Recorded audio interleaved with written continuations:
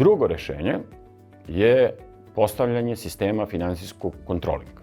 On treba da kaže praktično gde smo u okviru cele firme, koliko zarađujemo kao cela firma, ali koliko svaki organizacioni deo firme zarađuje. Koliko od ukupnog rezultata donosi proizvodnja, koliko od ukupnog rezultata donosi prodaja, koliko marketing, koliko logistika.